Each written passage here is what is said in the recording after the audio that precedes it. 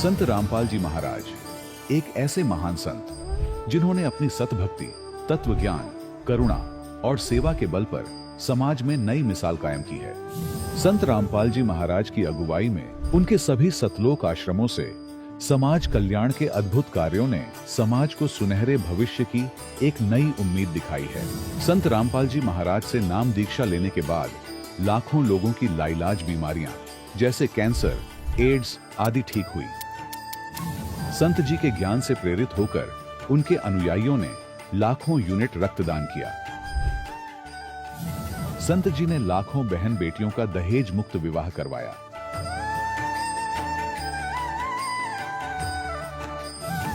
संत जी ने लाखों लोगों का नशा छुड़वाया, करोड़ों उजड़े परिवार बसे। संत जी के आश्रमों में समागम के दौरान निःशुल्क नेत्र चिकित्सा, दंत चिकित्सा प्रदान की जाती है। संत रामपाल जी महाराज द्वारा समय समय पर पर्यावरण संरक्षण के उद्देश्य से बड़े स्तर पर वृक्षारोपण किया जाता है। संत जी ने जरूरतमंदों को तत्काल राहत पहुंचाने के लिए एम्बुलेंस सेवा शुरू की। संत जी अपने अनुयायियों को देहदान के लिए प्रेरित करते हैं, जिससे मानवता की सेवा और चिकित्सा क्षेत्र में सुधार हो सके। संत रामपाल जी महाराज के सभी आश्रमों में हर रोज निःशुल्क भंडारा आयोजित किया जाता है, जहां हर वर्ग, हर जाति और हर धर्म के लोग एक साथ बैठकर भोजन करते हैं।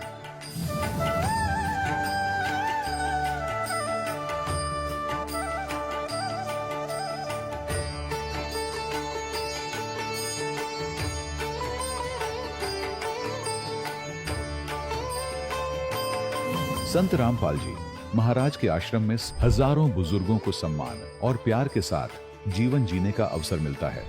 उनके खाने, रहने और स्वास्थ्य की पूरी जिम्मेदारी संत रामपाल जी महाराज उठाते हैं। अनाथ बच्चों के लिए संत रामपाल जी महाराज के सभी आश्रम किसी वरदान से कम नहीं। यहाँ उन्हें शिक्षा, संस्कार और भविष्य के लिए बेहतर अवसर प्रदान किए जाते हैं। चाहे बाढ़ हो, भूकंप या महामारी, संत रामपाल जी महाराज और उनके अनुयायी हमेशा ही जरूरतमंदों के लिए सबसे आगे खड़े रहते हैं। कोविड महामारी के दौरान संत रामपाल जी महाराज के आश्रमों से करोड़ों लोगों के लिए भोजन, दवाइयां और जीवन रक्षक सामग्रियां उपलब्ध कराई गई। चाहे गरीब की मदद हो या किसी शोषित और पीड़ित वर्ग के हक और सम्मान की लड़ाई, संत रामपाल जी महाराज ने हमेशा ही उनकी दबी आवाज को सरकारों तक पहुंचाया है और उन्हें उचित न्याय दिलवाने में अहम भूमिका अदा की है। समाज में आध्यात्मिक और सामाजिक मूल्यों के प्रति जागरूकता लाने में संत रामपाल जी महाराज हर कदम पर मानवता के सच्चे सेवक साबित हुए हैं। संत रामपाल जी महाराज का जीवन हमें सिखाता है कि सच्ची सेवा वही है जो निस्वार्थ भाव से की जाए। आइए हम भी इस महान सेवा के कार्य में इस महान संत से जुड़ें और संत रामपाल जी महाराज से नाम दीक्षा लेकर अपने जीवन को धन्य बनाएं।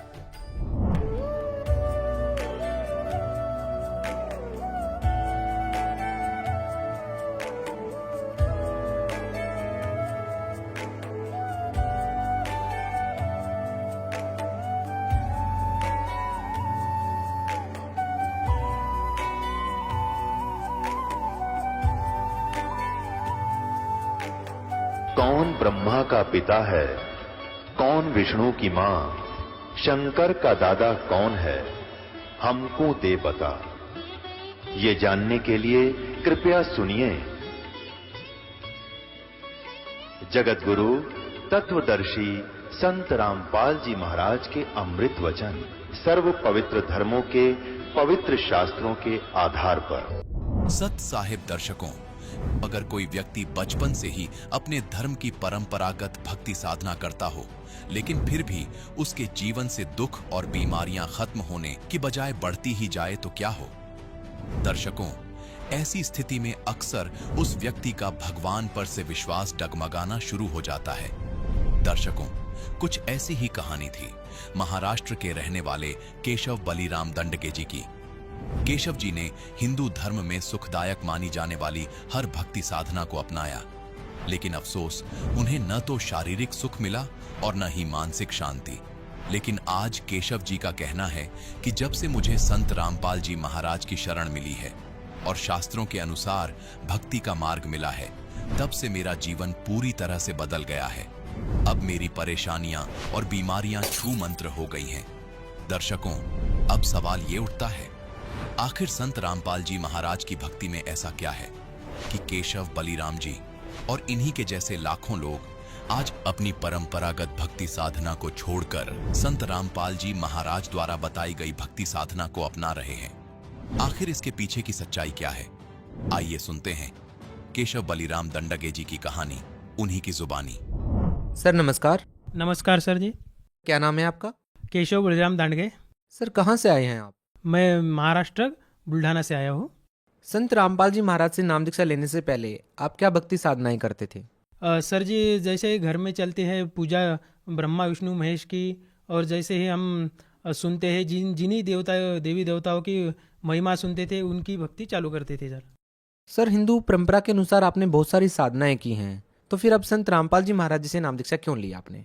सर जी, मेरे मन में एक प्रश्न थे, बहुत सारे प्रश्न थे, तो वो प्रश्न मैं सभी टीवी चैनल पर सभी के देखता था, लेकिन वो प्रश्न मैं हल नहीं कर सकता था। सर क्या प्रश्न थे वो? प्रश्न थे कि सर सभी गुरु, जितने भारतवर्ष में बहुत सारे गुरु हैं, लेकिन मुझे लगता था कि इसमें एक ही गुरु है ऐसा जो सच्चा है, क्योंकि सभी गुरु अलग अलग ज्ञान बताते थे और सभी कहते थे कि हमारे पास पूर्ण मोक्ष है, और सभी अलग अलग बताते थे। तो मुझे लगता था इसमें एक ही ऐसा गुरु है जो सच्चा है। सर आपके मन में जो सवाल उठ रहे थे, उन सभी सवालों के जवाब प्राप्त करने के लिए आप संत रामपाल जी महाराज के शरण में कैसे पहुंचे? वो यात्रा कैसी रही? सर जी, मैं हमारे जो जीजा जी है वो पहले संत रामपाल जी महाराज से जुड़े। उन्होंने संत रामपाल जी महाराज के आश्रम से एक पुस्तक मंगवाई, ज्ञान गंगा, और उस ज्ञान गंगा पुस्तक पढ़ने से मेरे मन में जो प्रश्न थे वो पूर्ण हो गए सर। सर ऐसी वो कौन सी बातें थी जिसने आपको ये सोचने पर मजबूर कर दिया कि संत रामपाल जी महाराज से ही नाम दीक्षा लेनी चाहिए? सर जी, उसमें सभी सदग्रंथों में जो हिंदू धर्म के जो सदग्रंथ है, जैसे पवित्र गीता, 4 वेद, और बाइबल है जो क्रिश्चियन धर्म में है, और मुस्लिम धर्म में जो है कुरान शरीफ, उस सभी का ज्ञान एक ही है। तो ऐसे मुझे लगा कि ये सब तो भिन्न है, लेकिन संत रामपाल जी महाराज का ज्ञान सुन के उन्होंने जो ज्ञान बताया है वो सभी तीनों ही ग्रंथ में एक जैसा समान मिला मुझे। तो आप ये बताइए कि आपने संत रामपाल जी महाराज जी से नाम दीक्षा कब ली? मैंने 8 अगस्त 2013 को। सर सभी श्रद्धालु जितने भी आज तक संत रामपाल जी महाराज जी से जुड़े हैं, सभी का ही ये अनुभव रहा है कि संत रामपाल जी महाराज से नाम दीक्षा लेने के बाद उन्हें लाभ मिले हैं। हम आपसे ये जानना चाहेंगे कि आपका क्या अनुभव रहा है? हाँ सर, बहुत सारे लाभ मिले। एक बहुत बड़ा लाभ मैं आपको पहले बताना चाहूँगा। संत रामपाल जी महाराज की कृपा से मुझे जीवन दान मिला। मैं किसान हूँ, खेत में काम करता हूँ, तो पाइप जो रहते हैं, जो पानी हम देते हैं, तो वो पानी पे वो लोहे के थे, लोहे का पाइप था, उसमें चूहा घुस गया था। तो मुझे लगा इस चूहे को हम निकाल लेंगे, क्योंकि वो पानी में गया तो मर जाएगा। उसको मैंने 20 फुट का पाइप था, एल्यूमिनियम का पाइप था वो, मैंने वो खड़ा किया। तो मेरा ऊपर ध्यान नहीं था कि ऊपर लाइन गई हुई है, 3 फेज की बिजली की लाइन गई है 3 फेज की। तो वो तीनों ही तार को वो पाइप लग गया, और वो सीधा पाइप मेरे दोनों हाथों में था। तो उस पार्किंग हुई, बहुत ही आग निकली, और एक तार टूट के नीचे गिर गया। और संत रामपाल जी महाराज की दया से आप यकीन नहीं करोगे कि मुझे कुछ नहीं हुआ। और आर्थिक लाभ भी हुए, हमारे घर में परिवार में ही लोगों को ही लाभ हुए। जैसे मेरी पत्नी को पेट में गांठ बताई थी, तो हम डॉक्टर के पास गए। डॉक्टर के पास गए तो उन्होंने कहा कि ये इसकी ऑपरेशन करना पड़ेगा, आप 3 दिन के बाद आओ और ऑपरेशन करना पड़ेगा इसका। तो हम चिंतित हो गए कि अब ऑपरेशन करना पड़ेगा, खर्चा लगेगा, और ठीक है हम जाएंगे, और परमात्मा से मन ही मन में संत रामपाल जी महाराज जी से अरदास लगाई और 3 दिन के बाद डॉक्टर के पास गए। जैसे ही डॉक्टर के पास गए तो भगतमती को ले गए। मुझे लगा अब ऑपरेशन होगा, ऑपरेशन थिएटर में ले गए, लेकिन वो 10 मिनट में ही भगतमती हमारी जो वाइफ है वो वापस आ गई। मैंने कहा इतनी जल्दी आप कैसा ऑपरेशन कैसे का हुआ? उन्होंने कहा कि ऑपरेशन नहीं हुआ, सिर्फ वो गार्ड जो थी वो डॉक्टर ने सी दबाई और उसमें जो पस था वो बाहर आ गया और हो गया ऑपरेशन, डॉक्टर साहब ने कहा। यानी संत रामपाल जी महाराज की दया से जो ऑपरेशन में जो खर्चा होगा वो भी बच गया हमारा, और ऑपरेशन नहीं हुआ संत रामपाल जी महाराज की कृपा से। पहले ही खेती करता था, मेरे पास 20 एकड़ खेती है, तो मुझे हैंड टू माउथ मेरा खर्चा होता था, यानी कि जितना उत्पन्न हुआ उतना ही उनको खेती को लगाना पड़ता था, और अगले साल मेरे पास कुछ भी पैसा बचता नहीं था। उसमें खेती करो और उसी से लगाओ। लेकिन जब से 2013 से संत रामपाल जी महाराज से जुड़ने के बाद वही खेती है और वही खाद है, वही सब पानी है, लेकिन दर साल मुझे उत्पन्न बहुत अच्छा हो रहा है, और अभी मेरे पैसे भी बचते हैं और पैसे ही मेरे पास शिल्लक बाकी रहते हैं। सर पिताजी को ही लाभ हुए हैं। मेरे पिताजी की एज है 75 ईयर्स, और वो मेरे घर के बाहर एक लाइट है पार्किंग में लगाया हुआ, तो उनको चेंज करने के लिए गए। वो सीढ़ी पे चढ़ गए थे, सीढ़ी थी वो, उस पे चढ़े तो 15 फुट नीचे गिर गए। नीचे गिरने के बाद नीचे तो बड़े बड़े पत्थर थे। उन्होंने कहा कि मुझे अचानक किसी ने संत रामपाल जी महाराज की दया से एकदम वो नीट हो गए, यानी स्ट्रेट हो गए। यदि वो सिर पे बल गिर गए होते तो उनकी उम्र भी ज़्यादा थी, तो निश्चित तौर पे उनकी मृत्यु थी। तो संत रामपाल जी की कृपा से वो उनके पैर पे गिर गए, सीधे खड़े पैर पे गिर गए, तो उनका थोड़ी सी पैर पे खरोच आ गई और बस उनकी जान बच गई। संत रामपाल जी महाराज की कृपा से उन्होंने उनको बचा लिया। सर देखिए, एक सवाल अक्सर चर्चा में रहता है कि संत रामपाल जी महाराज देवी देवताओं की पूजा छुड़वाते हैं। वहीं संत रामपाल जी महाराज की अनुयायियों का कहना है कि संत रामपाल जी महाराज देवी देवताओं की पूजा नहीं छुड़वाते हैं, बल्कि उनके वास्तविक मंत्र बताते हैं जिनसे उन्हें लाभ मिलता है।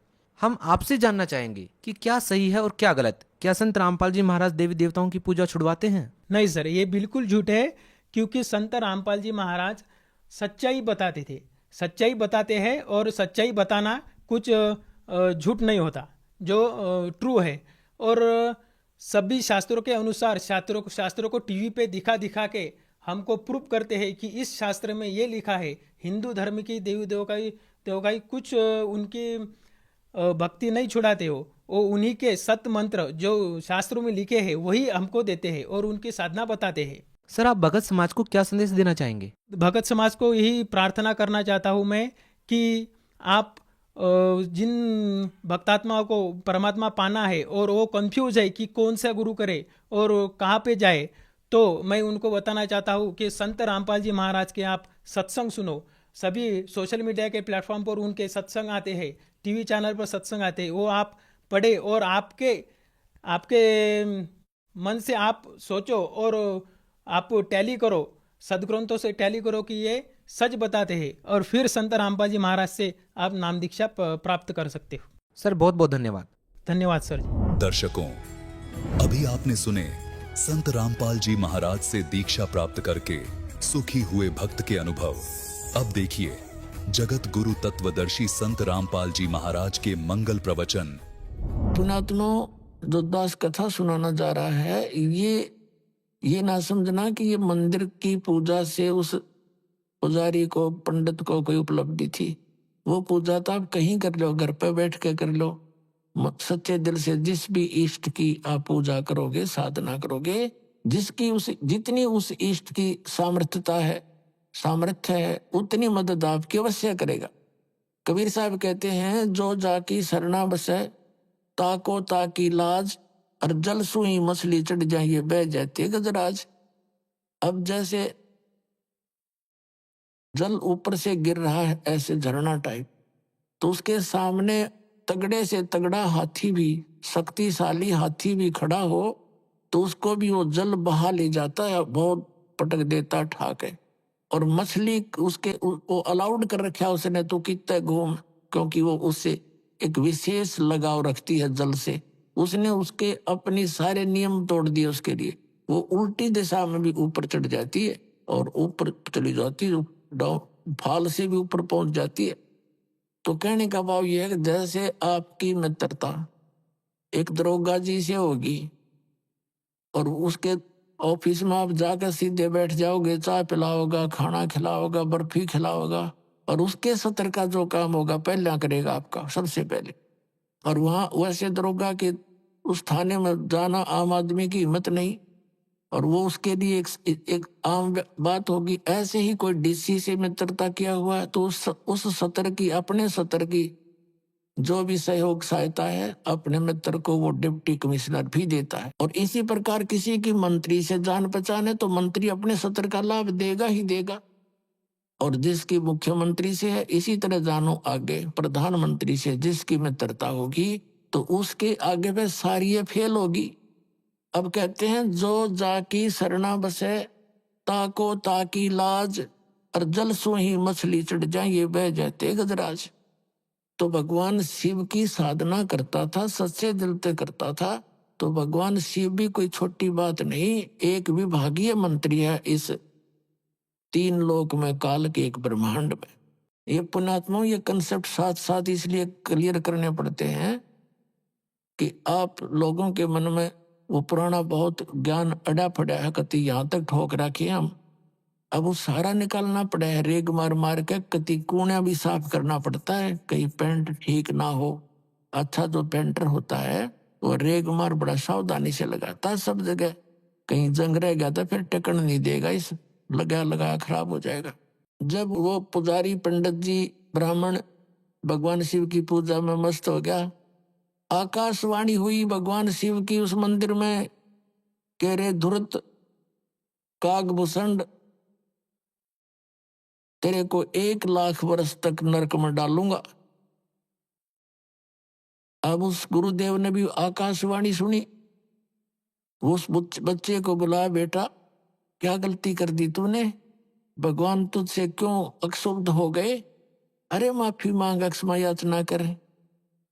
अपने आत्माओं कबीर साहब कहते हैं बहुत प्यारा बालक माँ का, और उससे बढ़कर ससगुरुओं का।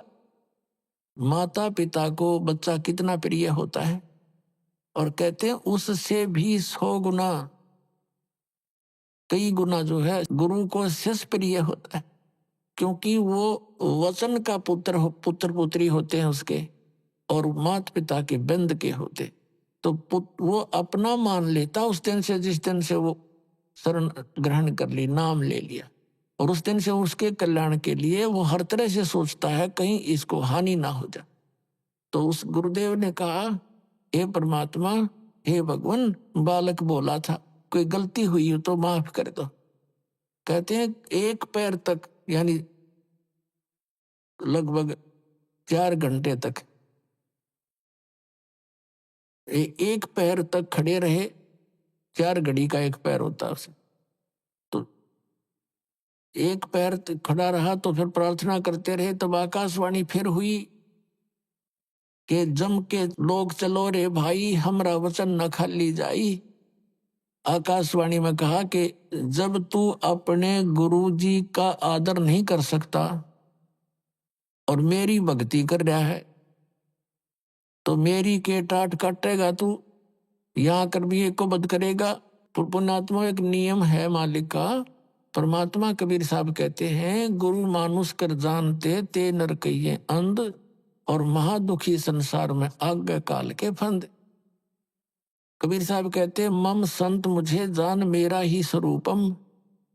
अब जैसे यह दास है और परमात्मा कबीर जी का भेजा हुआ उसका प्रतिनिधि समझो, उनका दास, आपके लिए इस दास को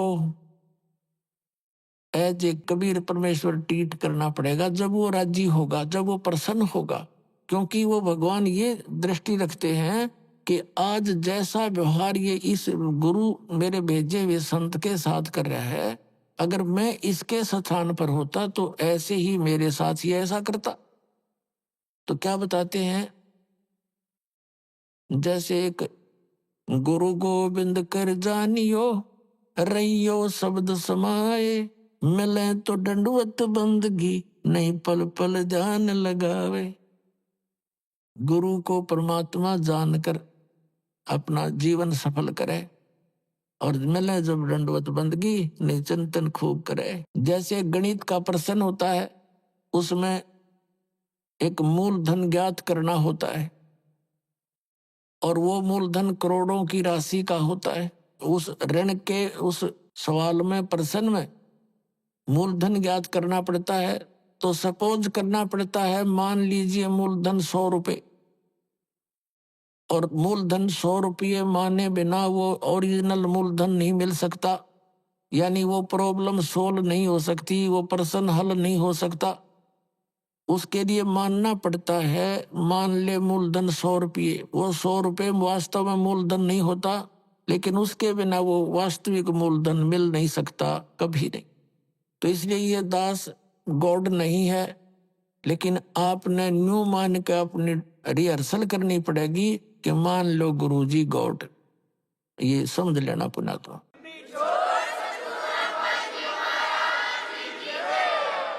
क्योंकि जब आप यहां से जाओगे तो आपको त्रिकुटी के ऊपर, जहां एक इंटरनेशनल एयरपोर्ट है यहां से जाने का, और वहां से जहां भी जिसने टिकट बनवा रखी है, यानी जिस भी देव ईष्ट की साधना वो किए हुए है, वहां त्रिकुटी से ही उसका फिर आगे आगे उसी रास्ते से उसके विमान जाएंगे। तो वहां जब आप पहुंचोगे, ये दास खड़ा दिखाई देगा, परमात्मा इस दास के रूप में वहां मिलेंगे। और आपकी जैसी श्रद्धा यहां होगी, ऐसी वहां होगी। ये तो रिहर्सल है, एक ट्रायल है। तो जैसा आपका बर्ताव इस दास के प्रति यहाँ होगा, ऐसा ही वहां होगा। अब जैसे दास यहाँ खड़ा है बाहर, और आप वहां बैठे हो, मस्ती मार रहे हो, एक गप्पे कर रहे हो, तो ऐसा ही भाव फिर वहां होगा। तो भगवान निकल जाएंगे, तुम मुड़े गप्पे मारते रह जाओगे। तो जो ही गुरुजी आते हैं, आप देखते हो प्रत्येक पुण्यात्मा की, कोई भी गुरु है कहीं पर भी, वो नकली है, उनके प्रति भी वो ऐसी श्रद्धा रखते हैं जो पुण्यात्मा है, क्योंकि उनका स्वभाव है। एक टक दृष्टि रखते हैं जब तक वो आंखों के आसपास रहते हैं। तो ये उनने पिछले जन्मों से अभ्यास कर रखा, जो पुण्यकर्मी प्राणी पिछले जन्मों से आ रहे हैं भक्ति करते हुए। तो ये नियम है, विधान है इस भक्ति का। तो वहां जैसा जिसका आपने यहाँ प्रैक्टिकल कर रखा है, वो तो वैसा ही वहां होगा आपका स्वभाव। तो इसलिए गुरु जी को एज ए गॉड ट्रीट करके उसके साथ फिर ऐसा व्यवहार करें। गुरु के सम्मुख वचन नहीं कहे, सो से रहनी गहनी सुख रहे। तो इस प्रकार जो नियम है, गुरु सम्मुख ले झूठ सजोई, निश्चय नरक पड़े से सो। तो इस तरह की जो क्रिया परमात्मा ने फाउल पॉइंट बता रखे हैं, उन फाउल पॉइंटों से डरे और फिर सफल होगा। अब कागभूषण को आकाशवाणी में भगवान शिव ने बताया कि रे निकम्मे व्यक्ति, जब तू अपने गुरु का सत्कार नहीं कर सकता तो मेरा क्या लगा तू, और तुझे नरक में ठोकूंगा। कहते हैं फिर वो खड़े गुरु इस संति से दयालु होते। उस ब्राह्मण ने, उस पुण्यात्मा ने बार बार प्रार्थना की, हे परमात्मा आप तो दयालु हो, आप तो बख्शनहार हो, बालक है, छोटा बच्चा है, गलती होगी, इससे माफ करो। अरे क्या कर दिया तू नालायक, बता क्या कर दिया। तब आकाशवाणी में कहा कि ये अपने गुरु का आदर नहीं किया, खड़ा होकर के इसके अंदर अभिमान समा गया था, इसका ये दंड इसको भोगना ही पड़ेगा। फिर बार बार प्रार्थना करने से शिव जी ने कहा कि तेरे गुरु जी की प्रार्थना स्वीकार होती है, लेकिन नरक में तो तुझे जाना ही पड़ेगा, मैं इसको चेंज नहीं कर सकता। लेकिन उस नरक में तुझे यम के दूत दुखी नहीं करेंगे, ये मैं आदेश दे दूं। अब उसको इतना सहारा मिल गया, उसकी मृत्यु होगी कुछ वर्षों के बाद, और नरक के अंदर वो नरक में तो जाना ही पड़ा। लेकिन ये यहाँ के इतनी सुविधा ये दे सकते हैं, जैसे एक मंत्री की कोई जान पहचान हो जाए, होम मंत्री से, होम मिनिस्टर से कोई उसका मित्र हो, रिश्तेदार, और उसकी सजा कैद हो जाती है। अब उसने रहना तो पड़ेगा जेल में, लेकिन रहेगा उड़े बिल्कुल बटेऊ की तरह, कोई कुछ नहीं दुख दे सकता। तो उस कागभूषण को इतना सहारा तो मिल गया, लेकिन रहना पड़ा उस नरक में। अब जैसे वहां नरक में चाहे कुछ भी ना कोई हमके दूत, दूसरा ने पीटे जब कलजा पाटे, और नरक में हाहाकार माचरी, कोई काटे जा रहे हैं, कोई नरक में ठोक रखे हैं, गंद पड़ा, सड़ांध उठ रही है, रहना वहीं पड़ा। तो कहने का भाव ये है, अब आपको ये कथा सुनाते आगे। अब दास ये कहना चाहता है इस कथा के द्वारा कि जो पुण्यकर्मी प्राणी हैं, पिछले जन्म मनुष्य जीवन के पाते हुए आ रहे, वो तो भगवान की कथा सुनते ही तुरंत कहीं ना कहीं चिपक जाते हैं, और उनका स्वभाव है जैसे दीपक के ऊपर पतंग न चाहते हुए जाकर गिर जाता है, भले ही वो जल जाए, लेकिन उसका स्वभाव है उसको शीतल और उत्तम वस्तु जानकर जाता। तो जितने भी ये पुण्यकर्मी प्राणी थे, इन नकली संतों काल के दूतों को एक परम संत धनी जानकर उस दीपक की तरह जा चिपके, और 100 साल से बैठे वहां पर। कोई मन में न्योय नहीं आया कि ये नकली आदमी है, इसने कख नहीं पता, ना सतनाम का, ना सतलोक का, ना सचखंड का, और ना किसी, और आप भूत बनकर बैठ गया और उन पुस्तकों को पढ़ते रहे श्रद्धा से, ना जो गुरु जी ने लिख दी वो बिल्कुल सही है। देखो, भगत की श्रद्धा ऐसी ही होती है, और होनी भी चाहिए, ब्लाइंड फेथ होना चाहिए। लेकिन नकलियों ने उनका दुरुपयोग कर लिया, उनके उस श्रद्धा को उन्होंने दुरुपयोग किया और उनका नाश कर दिया। तो इस कारण से ये दास जो बताना चाह रहा है इस कथा के माध्यम से, कि पिछले जन्म के जो पुण्यकर्मी प्राणी मनुष्य जीवन से आए हुए हैं, वो तो तुरंत कहीं ना कहीं कोई ना कोई साधन अपनाए हुए हैं, और चुप करके अपने लगे हुए, उन्हें संतुष्टि है कि भगवान की साधना कर रहा हूं, और करनी चाहिए। लेकिन शास्त्र विधि को त्याग का मनमाना आचरण करना भी यूजलेस है।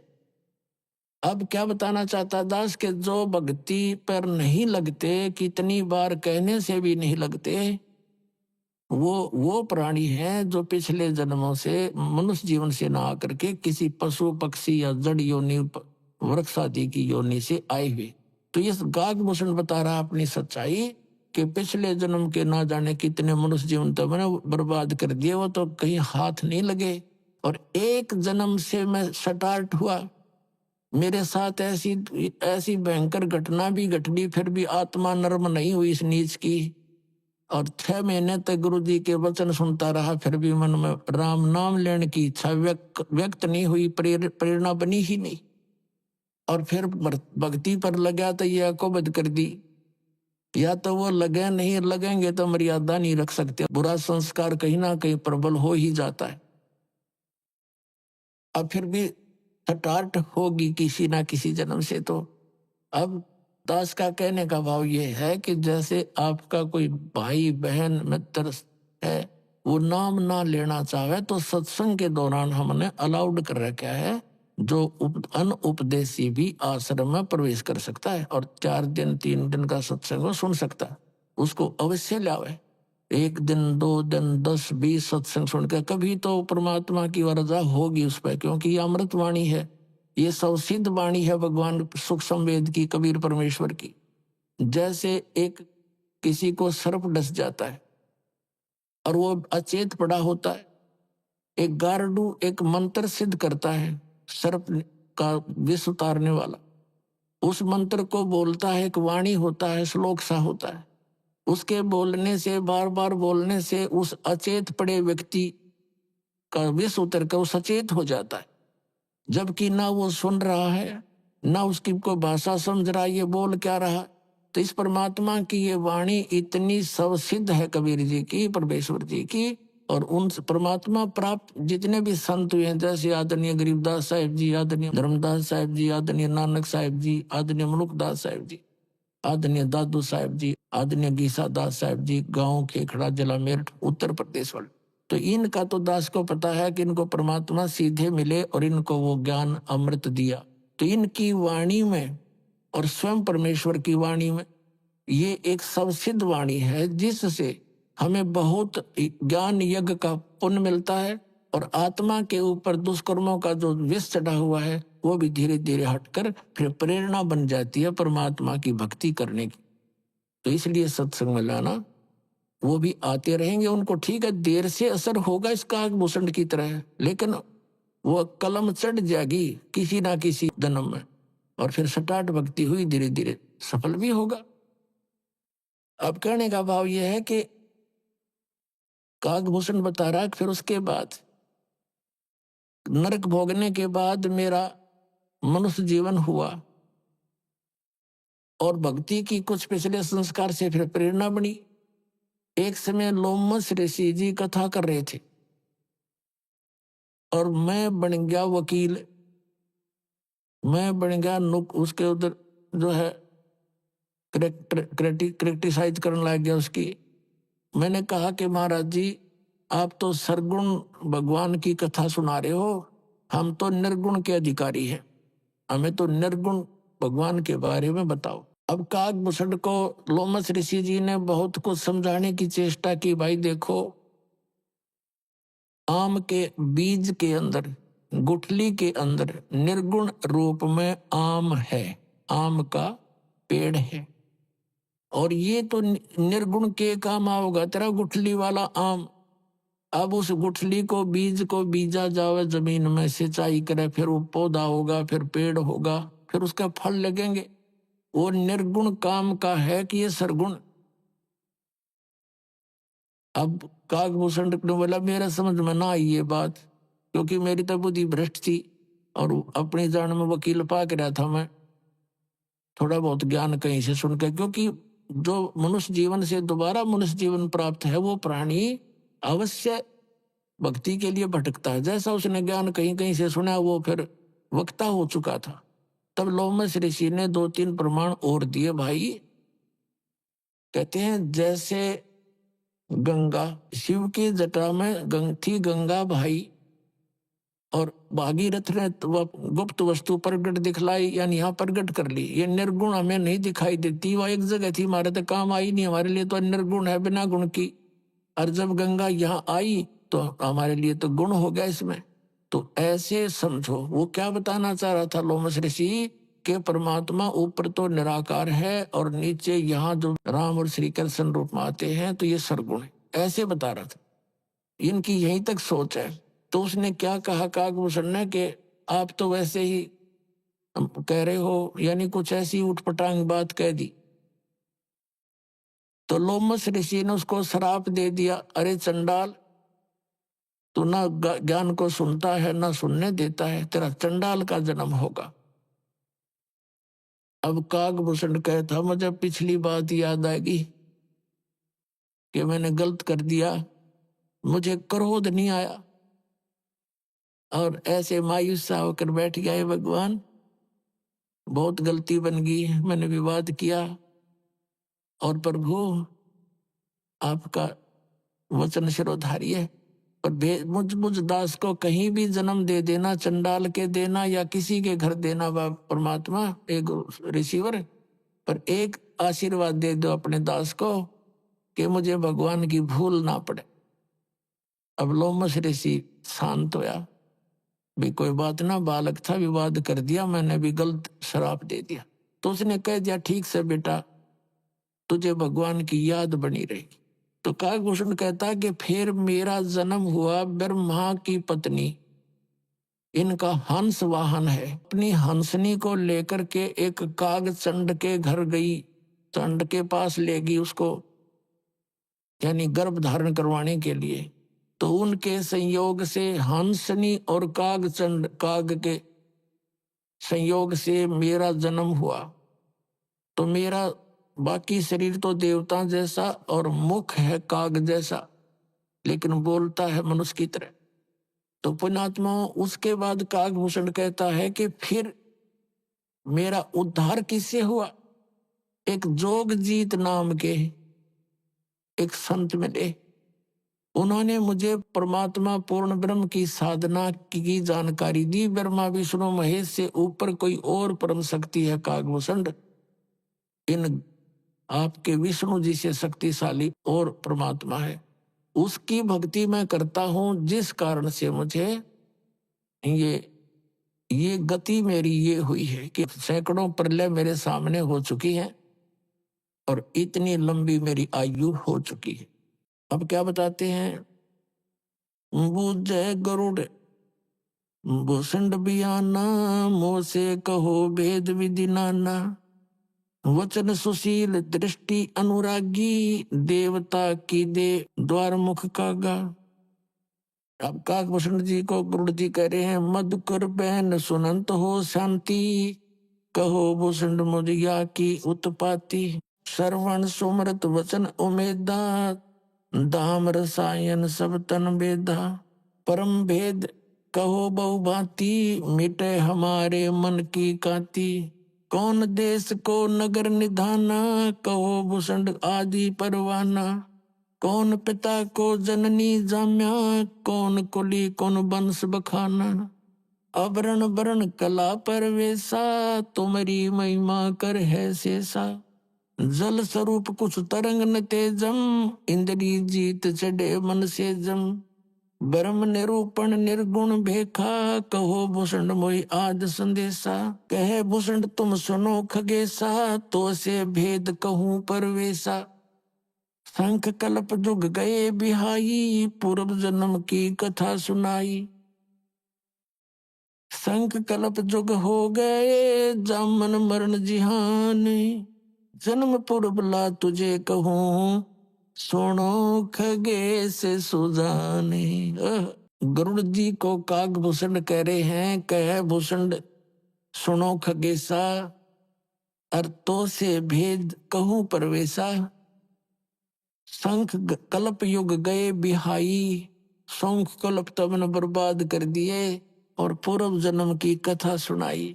शंख कल्प युग हो गए, जामन मरण जिहान। जन्म पुरबला तुझे कहूँ, सुनो खगे सुजान। सुनो गरुड़ मेरा आद संदेशा, भिन्न भिन्न भेद कहूँ खगेसा। शंख जन्म पूरब पैमाला, शंखों जन्म पूरब यानी पहले के पैमाल माने नाश कर दिए। शंखों जन्म पूरब पैमाला, और गए जो मिथ्या नहीं संभाला। वो तो मिथ्या गए में संभाल नहीं सका, यानी भक्ति ठीक बनी नहीं, मैं स्टार्ट नहीं करी भक्ति। अवधपुरी एक नगर निधाना, जहाँ अवतार धरे मोरे प्राणा। 20 वर्ष की उम्र पुनीता, और मात पिता भय काल समीपा। मेरी 20 वर्ष की उम्र थी, मेरे माता पिता और सब परिवार मेरा काल की ग्रास हो गया, निमर गया। पड़ा काल दुर्भिक्ष ताही, और पृथ्वी डोल गई रे भाई। ऐसा भयंकर दुर्भिक्ष गिरा था, अकाल गिरा था कि पृथ्वी भी कांप गई थी, ऐसा हाहाकार मचा था। पड़ा काल दुर्भिक्ष अपारा, मनुष्य मनुष्य का करे आहारा। अन्न का नहीं आहार प्राणी, पड़ा काल दुर्भिक्ष समानी। अवधपुरी हम तजी खगेसा, ताई आए हम मालू देसा। पुरी अवंती लीना बासा, जावा नहीं अन्न की त्रासा।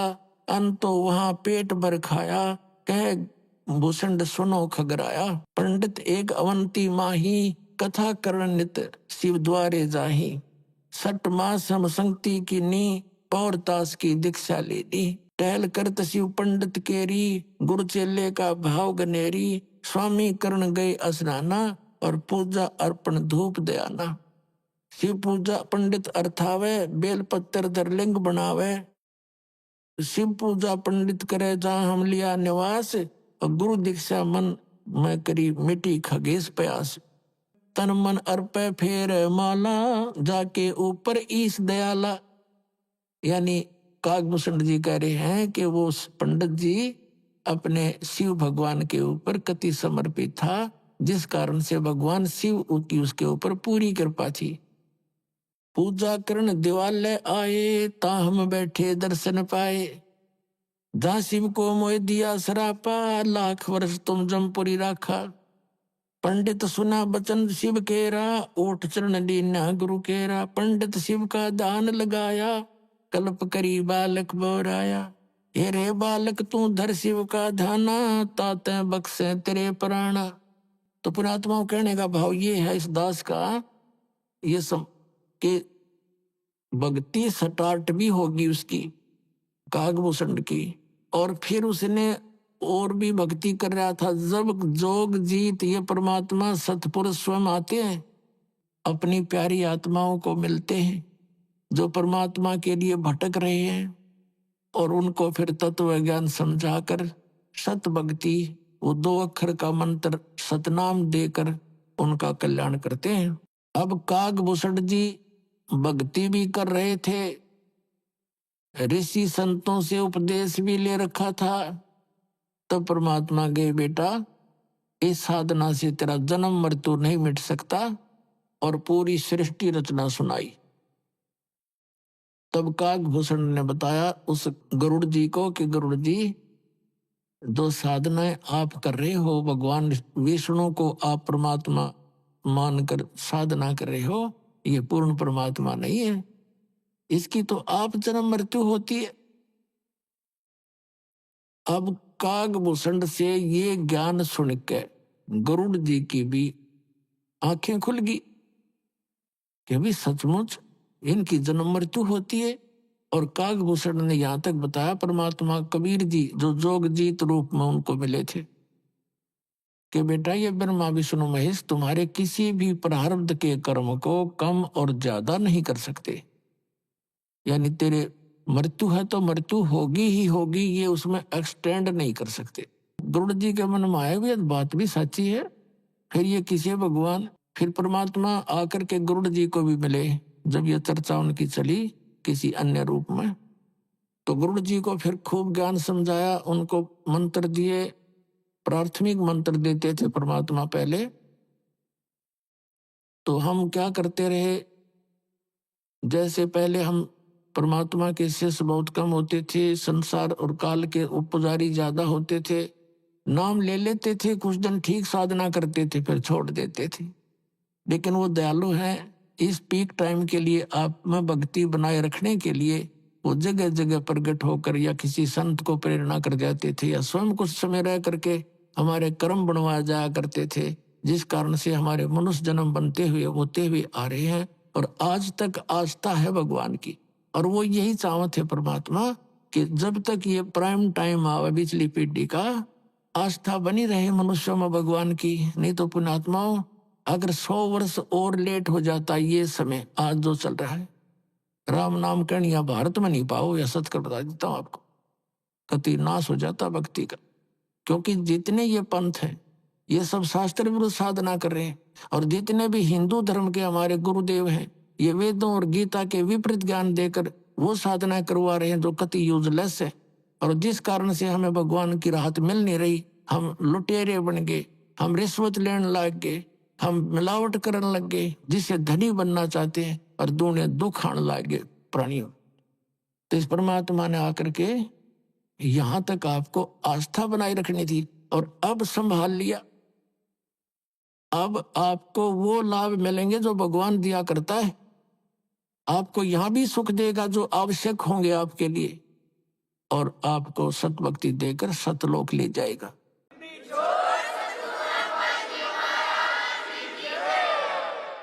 तो गरुड़ जी ने जब परमात्मा का ज्ञान सुना और बड़ा विश्वास हुआ, एक दिन गरुड़ जी ने फिर ब्रह्मा से जाकर डिस्कस की पहले। अब ब्रह्मा ने विष्णु भी बुला लिया और शिव जी भी बुला लिया, वहीं पर तीनों मंत्री इकट्ठे हो गए। कहने लगे आज ये पता नहीं गरुड़ के भांग भी रहा है, नो कहे तुमसे ऊपर कोई शक्ति है, तुम तो किसी का प्रारब्ध में परिवर्तन नहीं कर सकते। वो कहने लगे वे ऐसे कैसे बात है, हम क्यों नहीं कर सकते गरुड़ जी। गरुड़ जी कहने लगे जी देखो बात सुनो। तो गरुड़ जी ने ध्यान लगा, परमात्मा ने सूक्ष्म रूप से बताया कि इनसे नो कह दे एक लड़का मर गया फलाने उस द्वीप में, और उसको जीवित कर दो, उसका समय नहीं आगे, उसकी मृत्यु हो चुकी, आगे प्रारब्ध में शेष सांस नहीं, उसके जीवन नहीं है। तो गरुड़ जी ने कहा कि मैं एक बालक लाता हूं जिसकी मृत्यु की अभी हुई है, तुम उसकी आयु बढ़ा दो, मान लूंगा तुम भगवान सुप्रीम पावर हो। वो कहने लगे लाओ। गरुड़ जी उनको लेकर आ गया बच्चे को, तो वो ना जीवित हुआ, ना ब्रह्मा पे, ना विष्णु जी पे, ना शिव जी पे। फिर वो गए अपनी माँ के पास दुर्गा के। अब दुर्गा से कहा कि माता ऐसे ऐसे गरुड़ कहता है कि हमसे भी ऊपर कोई पावर है। तब दुर्गा ने कहा बेटा तुमसे ऊपर तो बहुत बड़ी पावर है। तो उसने कहा माता जी हमारी बेइज्जती हुआ है, आप इस बालक ने जीवित कर दो। वह ने बोली ना भाई, ये हमारी पावर से बाहर की बात है, इसको तो वो पूर्ण परमात्मा परम अक्षर ब्रह्म वो कर सकता है, ये अपने बस की बात नहीं बेटा। तो कहते तीनों ने मुंह लटका लिया और यावा से होकर उठ कर चले गए गुरु जी के पास। तो कहने का भाव यह पुण्यात्माओं, जब हम सच्चाई से परिचित होते हैं तब हमने इन भगवानों की समर्थता का ज्ञान होता है, और वो समर्थ हमारे लिए भटक रहा है। वो परमात्मा सतलोक से आते हैं, अच्छी आत्माओं को मिलते हैं, और उसके लिए कहाँ प्रमाण है? हमारे सदग्रंथ प्रमाण है। ऋग्वेद मंडल नंबर 9 सूक्त नंबर 86 के मंत्र 26 और 27 में, ऋग्वेद मंडल नंबर 9 सूक्त 82 के मंत्र 1, 2, 3 में, ऋग्वेद मंडल नंबर 9 सूक्त 20 मंत्र 1 में, ऋग्वेद मंडल नंबर 9 सूक्त 1 मंत्र 8 और 9 में, ऋग्वेद मंडल नंबर 9 सूक्त 96 के मंत्र 16 से 20 में, ऋग्वेद मंडल नंबर 9 सूक्त 94 के मंत्र 1 में, और भी अनेकों स्थानों पर। इसका क्या निष्कर्ष है पवित्र ग्रंथ के मंत्रों का? कि पूर्ण परमात्मा कबीर साहब है, सर्व का उत्पादक करने वाला, सबकी सृष्टि रचना वही करता है। वो सतलोक में रहता है, ऊपर तीसरे मुक्ति धाम में, और वहां मनुष्य सदृश शरीर है, राजा की तरह जैसे राजा सबका मालिक होकर रहता है, ऐसे वो ऊपर सिंहासन पर विराजमान है, मनुष्य दृश्य है।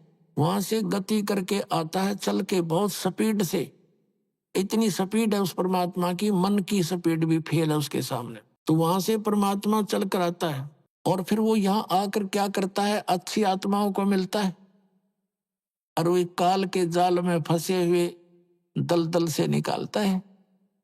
एक समय एक अब्राहिम सुल्तान अधम नाम का मुसलमान राजा था, बलक शहर का वो राजा था, बहुत ज्यादा उसकी संपत्ति थी, और पिछले जन्म का वो परमात्मा का हंस था।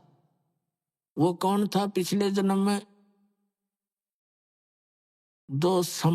एक सम्मन नाम का मनियार था, उसकी पत्नी नेकी थी, और ये सम्मन और नेकी द्वापर युग में ये वाल्मीकि के घर में जन्म था। ये दोनों पति पत्नी ही थी, और उनको परमात्मा मिले थे बालक रूप में, जैसे वो लीला करते हैं प्रत्येक युग में।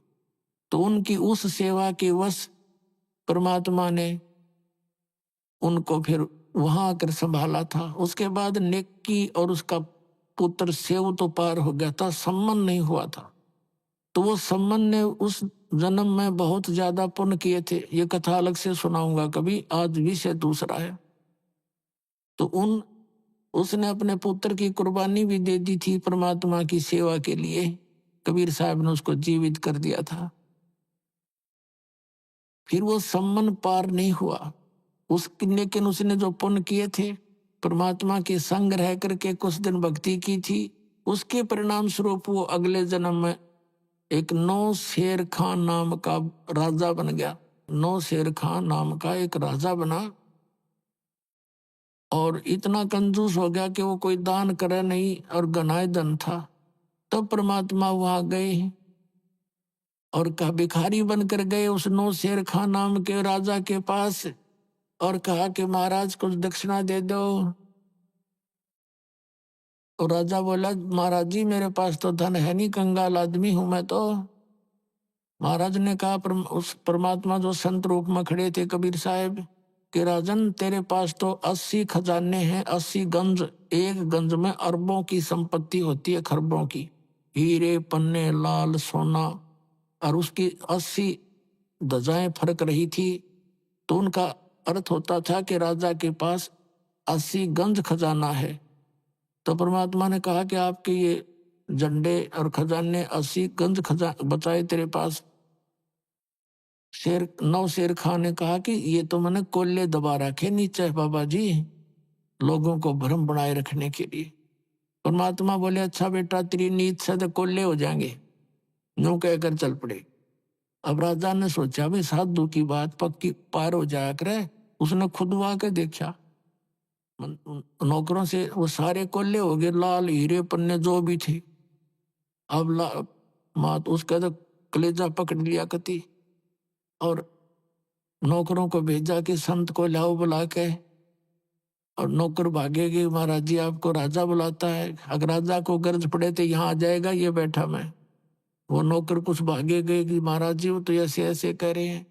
वो 9 शेर खां राजा आप जा करके चरणों में गिर गया। परमात्मा ने कहा भाई बात सुन, ठीक है।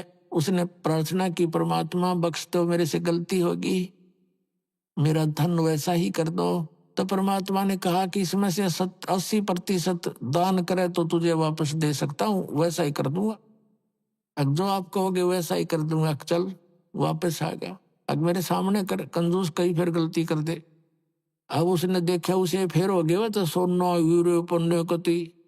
राजा ने फिर तुरंत भंडारे ला दिए, साधु संत भक्तों को हैं वो बांट दिए 80 गंज। परमात्मा चले गए और कहा दीक्षा ले, नाम दे दिया। ये तो मार मार खीर खिलाओ अपने बच्चों को।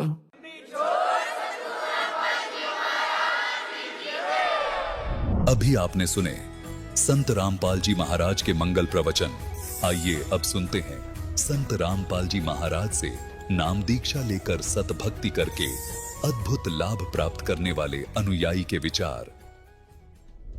दर्शकों, जब जीवन में दुख, परेशानियां और बीमारियां हर प्रयास के बावजूद कम न हो, तो इंसान की उम्मीदें टूटने लगती हैं। दर्शकों, मध्य प्रदेश की रहने वाली सानू साहू जी के साथ भी कुछ ऐसा ही हुआ। उन्होंने वर्षों तक देवी देवताओं की परंपरागत भक्ति की, लेकिन सुख और शांति फिर भी दूर ही रही। फिर इनके जीवन में एक मोड़ आया जब इन्होंने संत रामपाल जी महाराज की शरण ली, और वही बना इनके जीवन का टर्निंग पॉइंट।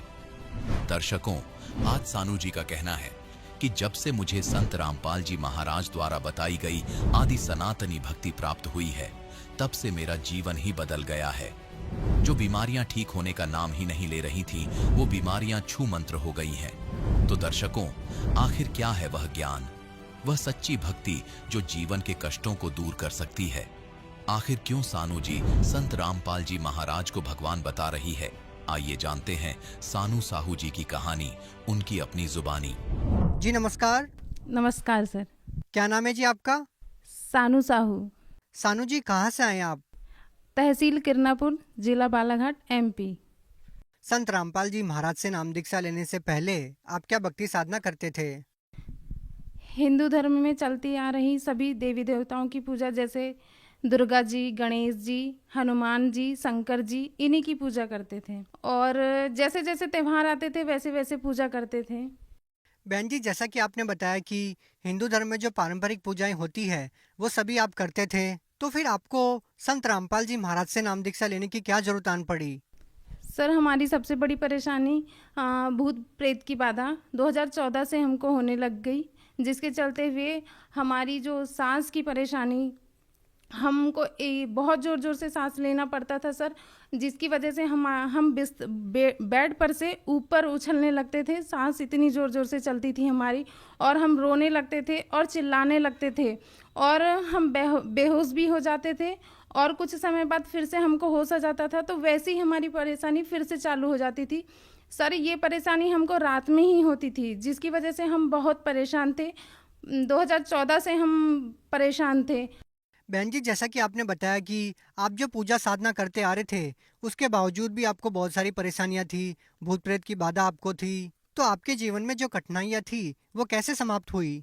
हमारी बुआ हैं, वो हमारे घर आई थी। उन्होंने संत रामपाल जी महाराज से उपदेश लिए हुए थे, तो उन्होंने ही हमको बताया कि संत रामपाल जी महाराज हैं जिनकी भक्ति करने से सभी प्रकार के दुख, जैसे मानसिक, शारीरिक, आर्थिक सभी दुख दूर होते हैं। तो हमारी परेशानी को देखते हुए उन्होंने हमको बुक दिया और सत्संग देखने को कहा।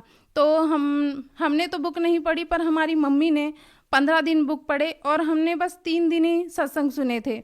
हमने ज्ञान तो कुछ नहीं समझा, लेकिन जो भगत सत्संग के बाद इंटरव्यू देते हैं उसको देखकर ही हमने नाम उपदेश लिया। बहन जी, जैसा कि आपने बताया कि पहले जो साधनाएं करते आ रहे थे उनसे आपको कोई लाभ नहीं मिला, और आपने संत रामपाल जी महाराज का सत्संग सुना, और उसके बाद जो इंटरव्यू आते हैं वो इंटरव्यू आपने देखे, और आपने संत रामपाल जी महाराज से नाम दीक्षा ली। आज आप खुद इंटरव्यू दे रहे हैं, तो हम आपसे ये जानना चाहेंगे कि संत रामपाल जी महाराज से नाम दीक्षा लेने के बाद आपको कोई लाभ भी हुआ? हाँ सर, संत रामपाल जी महाराज जी से उपदेश लेने के बाद हमारी 2014 से हमको भूत प्रेत की बाधा थी, वो बिल्कुल ठीक हो गई। परमात्मा ने हमारे ऊपर बहुत दया की, जिससे आज हम बहुत ठीक हैं। 1 महीने के अंदर में हमको टाइफाइड हो गया, तो हमारा ब्लड 4 ग्राम हो गया। डॉक्टरों ने बताया कि आपको ब्लड लगेगा। हमने वो भी लगवाए और दवाइयाँ भी ली, पर उसे कोई रिलीफ नहीं मिला। फिर हमको इतना विश्वास था कि परमात्मा की भक्ति करने से हम बिल्कुल ठीक हो जाएंगे, तो हमने किसी भी प्रकार की दवाइयाँ नहीं ली और डॉक्टरों के पास भी नहीं गए। फिर 1 महीने के बाद हमने फिर से ब्लड टेस्ट करवाया, तो हमारा ब्लड 11 ग्राम हो गया, जो पहले दवाइयाँ लेने से भी ठीक नहीं हो रहा था। केवल संत रामपाल जी महाराज के बताए हुए सद्भक्ति करने से ठीक हो गया। सर, हमको पथरी की भी परेशानी थी। हमने 2 बार पथरी का भी इलाज करवाया, पर दवाई लेते थे पर फिर भी ठीक नहीं होता था। संत रामपाल जी महाराज के बताए हुए भक्ति करने से हमारी पथरी की भी परेशानी ठीक हुई है सर। और हमारा लीवर में भी परेशानी थी हमारे, जिससे हमारा खाना नहीं पचता था और हमारे गले में भी बहुत जलन होता था। हम खाना नहीं खा पाते थे और पानी भी नहीं पी पाते, और हमको हिचकियाँ भी बहुत आती थी। लगभग दिन भर हिचकियाँ आती थी, जिससे हम बहुत परेशान थे। पानी भी पीते थे लेकिन हमारी हिचकी बंद नहीं होती थी। संत रामपाल जी महाराज की भक्ति करने से आज हम बिल्कुल ठीक हैं और हमारे गले में जलन भी नहीं होती। सर, हमारी मम्मी भी बहुत परेशान रहती थी। हमारी मम्मी और मैं हमेशा यानी महीने में 15 दिन में डॉक्टरों के चक्कर लगाते थे, और इस वजह से हमारी आर्थिक परेशानी भी ठीक नहीं थी। कुछ पैसे घर में लग जाते थे, कुछ पैसे डॉक्टरों के पास लग जाते थे, उससे हम परेशान हो चुके थे। मम्मी ने भी और हमने साथ में नाम उपदेश लिया और आज वो भी ठीक है और हम भी ठीक हैं।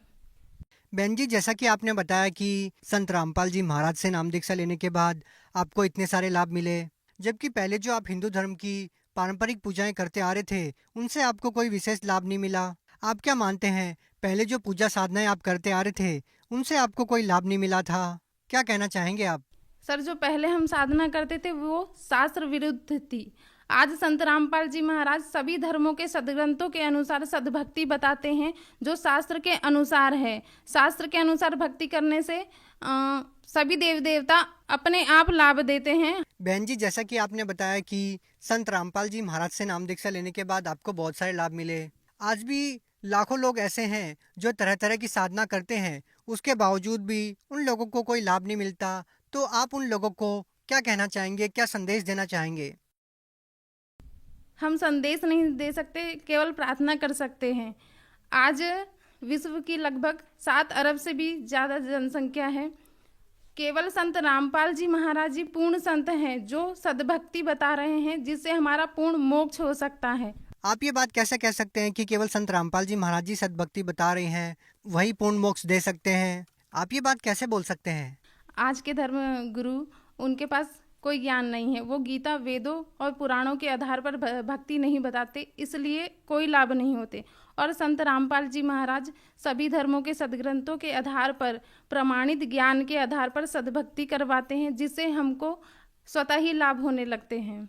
अपने मानुष जन्म का कल्याण करवाने के लिए संत रामपाल जी महाराज जी से उपदेश लीजिए और अपने मानव जीवन का कल्याण करवाइए। जो व्यक्ति आज के दिन संत रामपाल जी महाराज से नाम दीक्षा लेना चाहता है, वो नाम दीक्षा कैसे ले सकता है? संत रामपाल जी महाराज जी का सत्संग अनेकों टीवी चैनलों पे आता है, जिसमें पीली पट्टी चलती है, उसमें नंबर दिए हुए हैं। यूट्यूब और फेसबुक में संत रामपाल जी महाराज का सत्संग सुन सकते हैं। सत्संग के नीचे कांटेक्ट नंबर आते हैं, उस नंबर पे कांटेक्ट करके आप नाम उपदेश ले सकते हैं। जी धन्यवाद। सत साहिब।